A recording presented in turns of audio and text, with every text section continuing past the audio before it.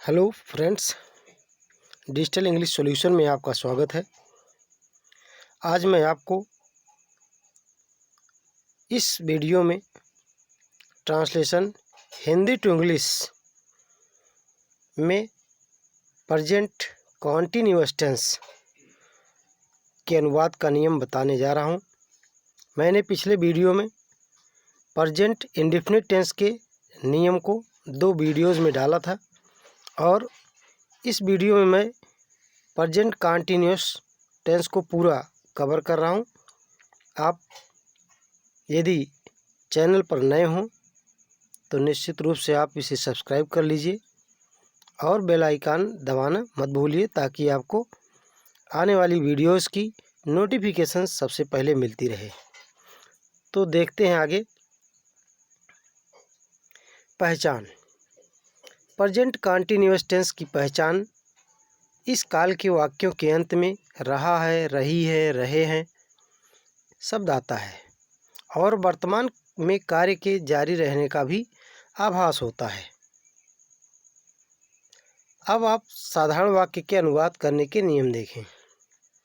साधारण वाक्य के अनुवाद करने का नियम क्या है, आप देख सकते हैं। साधारण वाक्य के अनुवाद करने का नियम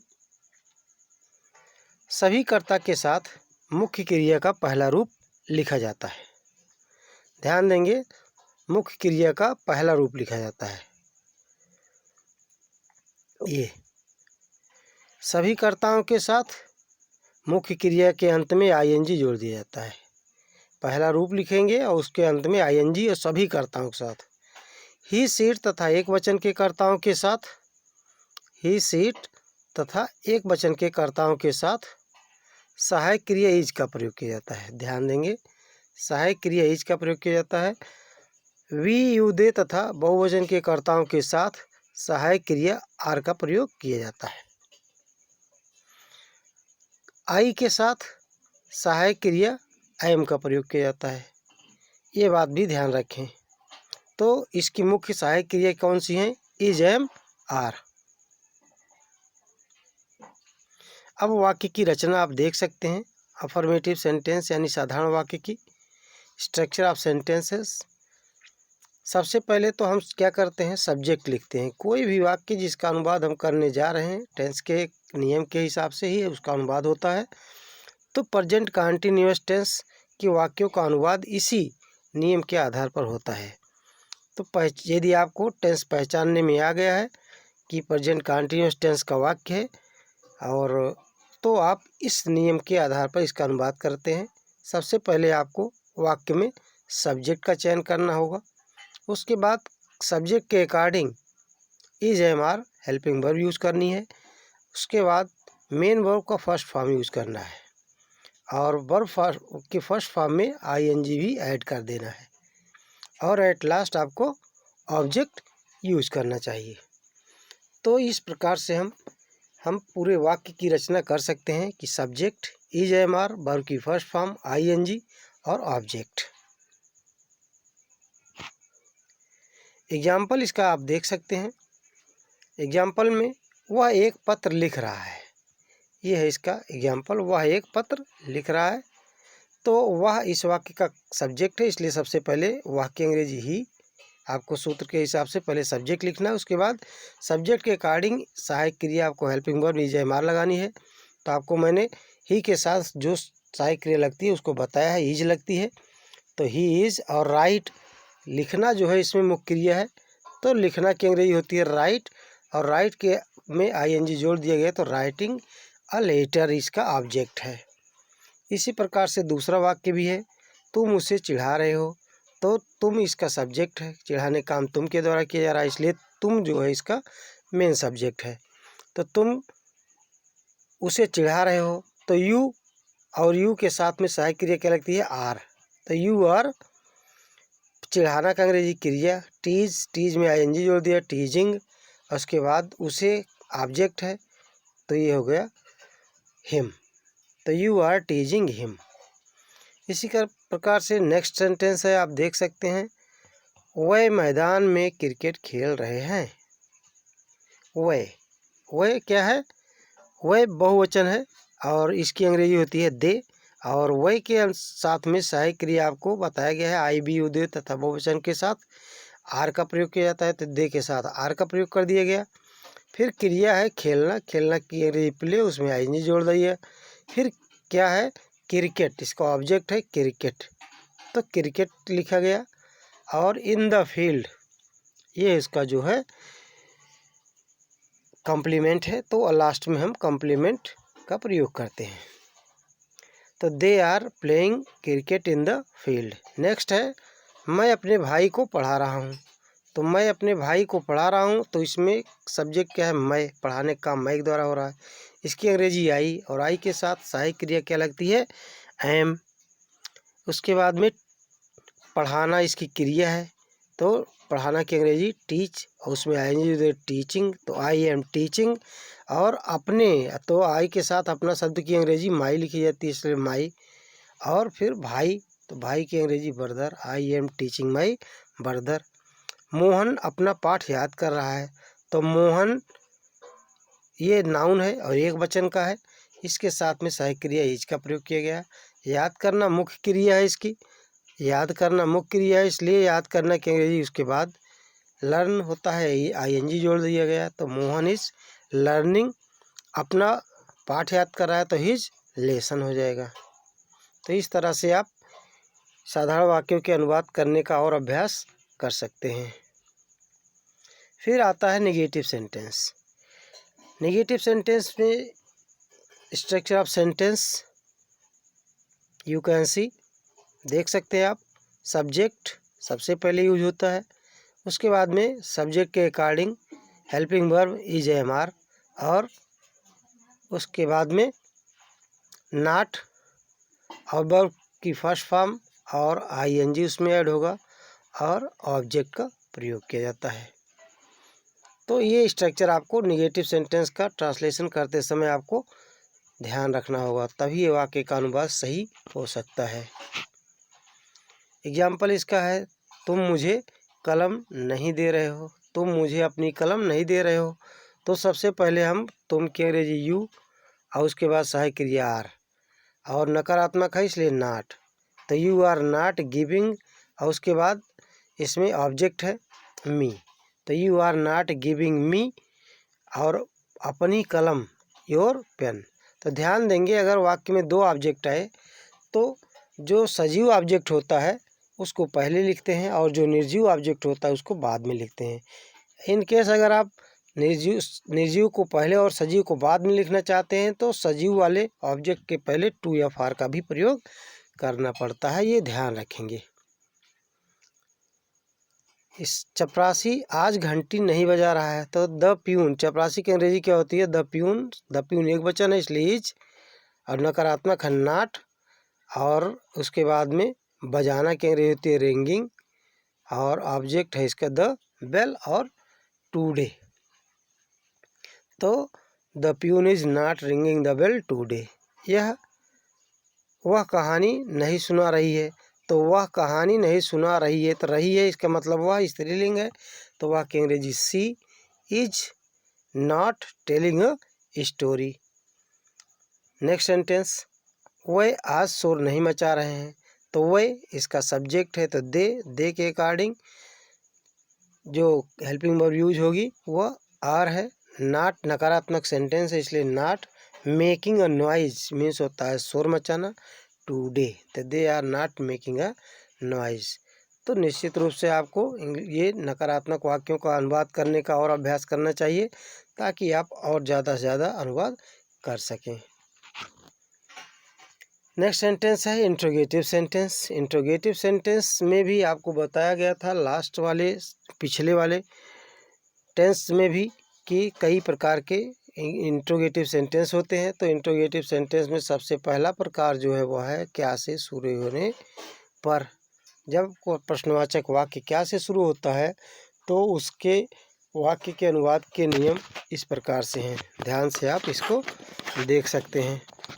तो क्या है, क्या की अंग्रेजी व्हाट नहीं लिखी जाती है बल्कि क्या के स्थान पर कर्ता के अनुसार सहायक क्रिया का प्रयोग वाक्य के प्रारंभ में किया जाता है। यह इसका नियम है। और उसके बाद में अब स्ट्रक्चर ऑफ सेंटेंस देख सकते हैं। सबसे पहले वाक्य की रचना करते समय हम इज एम आर का प्रयोग करेंगे और वो किसके अनुसार, सब्जेक्ट के हिसाब से उसका प्रयोग करना है, इज एम आर का। उसके बाद वर्ब की फर्स्ट फॉर्म में आईएनजी जोड़ेंगे और लास्ट में ऑब्जेक्ट का प्रयोग करेंगे। एग्जाम्पल देख सकते हैं, क्या तुम उसे अपनी पुस्तक दे रहे हो। तो इसमें सब्जेक्ट क्या है, तुम के अनुसार सहायक क्रिया आर लगती है, तो are you giving him your book हो जाएगा। उसी प्रकार से आप देख सकते हैं दूसरा है, क्या वह अब खाना खा रहा है। तो क्या वह अब खाना खा रहा है, तो सबसे पहले हम क्या की अंग्रेजी यहाँ कर्ता के अनुसार इज लिखेंगे। Is he eating food now, अब की भी अंग्रेजी लिखनी है, you are is he eating food now. अगला वाक्य है, यहाँ नाउ भी और अलग से आपको लिखना होगा, NOW। फिर क्या चिड़िया चहचहा रही हैं, तो चिड़िया लिखा है बहुवचन है, तो आर द बर्ड्स, चहचहाना की अंग्रेजी chattering, are the birds chattering. क्या माता जी भोजन बना रही हैं, is mother cooking food. Mother चूँकि एक वचन है इसलिए इसके साथ में हेल्पिंग वर्ब इसका प्रयोग किया जा रहा है।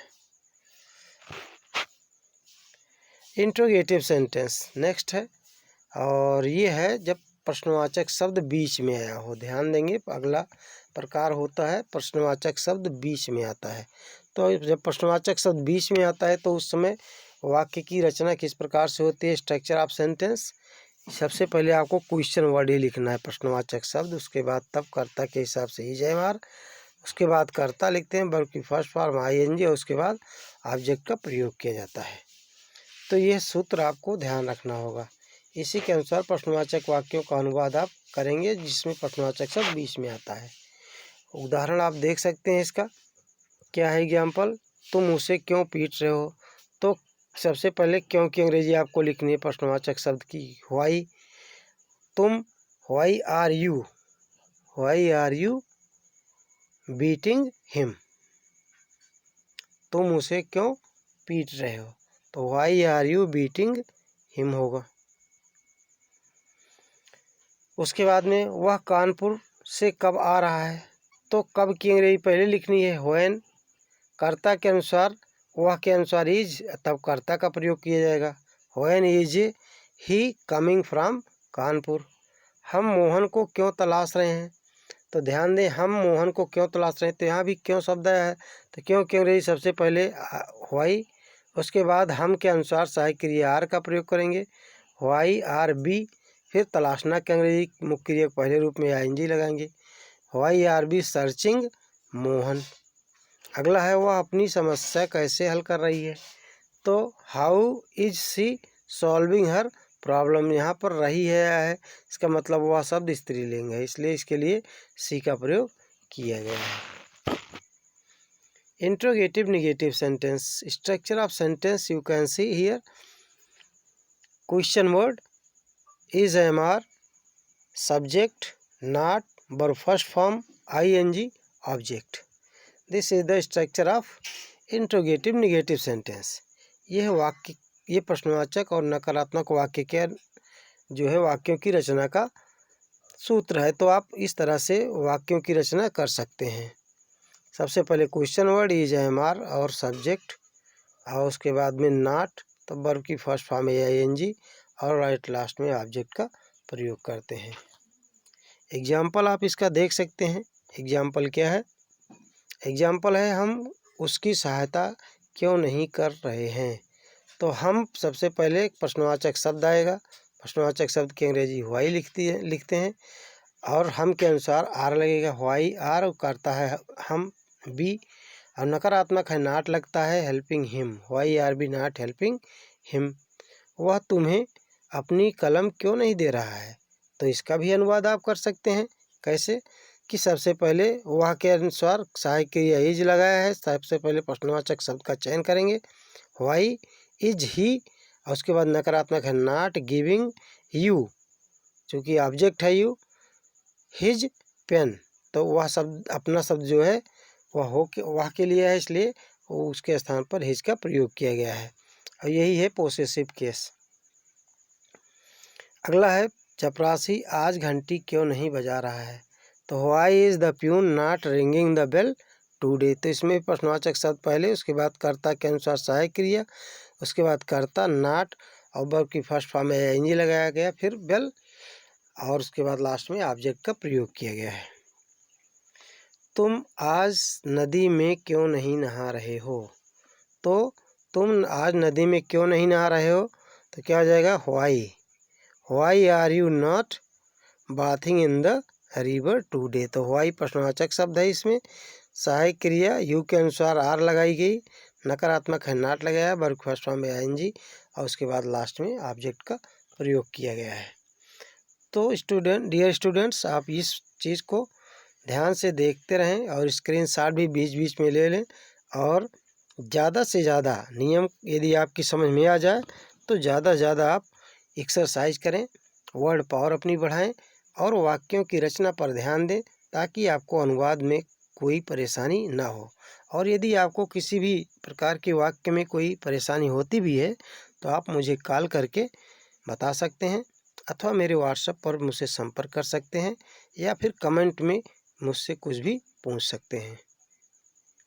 नेक्स्ट सेंटेंस इंट्रोगेटिव सेंटेंस है। जब प्रश्नवाचक शब्द स्वयं करता हो, यानी when question word is subject itself, तो उस समय स्ट्रक्चर ऑफ सेंटेंस क्या होती है, ध्यान से देख सकते हैं आप। सबसे पहले आपको क्वेश्चन वर्ड लिखना है, और वही क्वेश्चन वर्ड ही सब्जेक्ट भी रहेगा, और उसी के अनुसार हमको सहायक क्रिया इज या आर का प्रयोग करना होता है, और लास्ट उसके बाद में वर्ब की फर्स्ट फॉर्म में आईएनजी, और अंत में ऑब्जेक्ट का प्रयोग किया जाता है। तो ये लास्ट में ऑब्जेक्ट का प्रयोग करेंगे, क्वेश्चन वर्ड ही इसका सब्जेक्ट है, ये ध्यान रखेंगे। इसका एग्जाम्पल देख लीजिए, एग्जाम्पल आप आराम से जो है सॉल्व कर सकते हैं। सबसे पहले कौन सी कार, कौन अपनी कार बेच रहा है, तो कौन बेचने का काम कौन कर रहा है, इसलिए उसकी अंग्रेजी प्रश्नवाचक शब्द भी वही है और शब्द कर्ता भी वही, इसलिए उसकी अंग्रेजी हु लिखते हैं। तो हु इज, और उसके बाद बेचना सेलिंग हिज कार, यानी बेचने का काम कोई एक ही व्यक्ति कर रहा है, इसलिए हु के साथ इज का प्रयोग किया गया।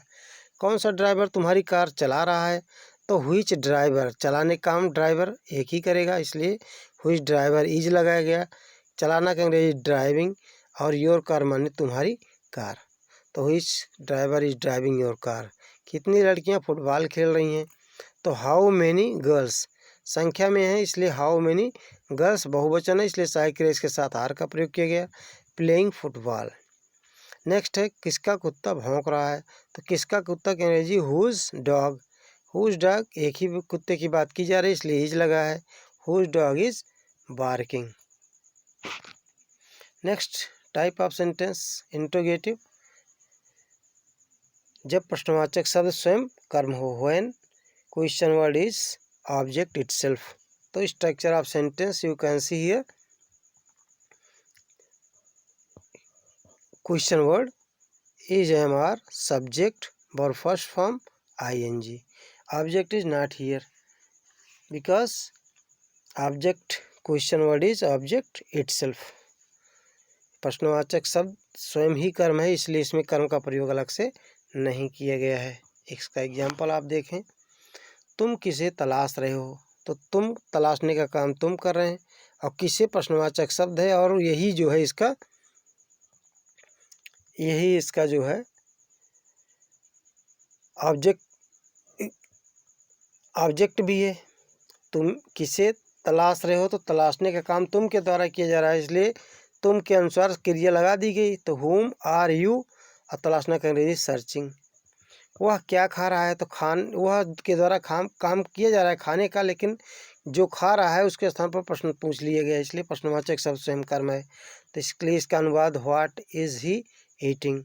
वह कहाँ जा रहे हैं, तो कहाँ जा रहे हैं, जहाँ जा रहे हैं उसका कोई पता नहीं है, इसलिए उसके स्थान पर प्रश्नवाचक है, और प्रश्नवाचक शब्द की वजह से जो है प्रश्नवाचक शब्द स्वयं कर्म का काम कर रहा है, इसलिए अनुवाद भी व्हेयर आर दे गोइंग का प्रयोग किया गया है, आर का प्रयोग दे के अनुसार, क्योंकि यही इसका सब्जेक्ट है।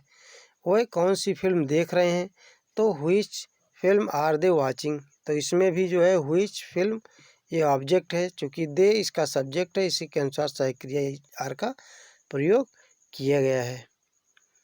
तो दोस्तों, यदि आपको मेरा ये वीडियो पसंद आया हो तो ज़रूर इसे लाइक शेयर करिए और कमेंट करिए और अपने साथियों को भी इसके बारे में बताएं।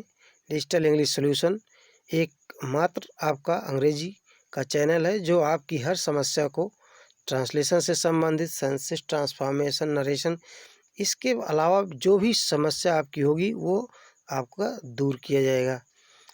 तो अब मिलेंगे हम अगले वीडियो में प्रेजेंट परफेक्ट टेंस के साथ में।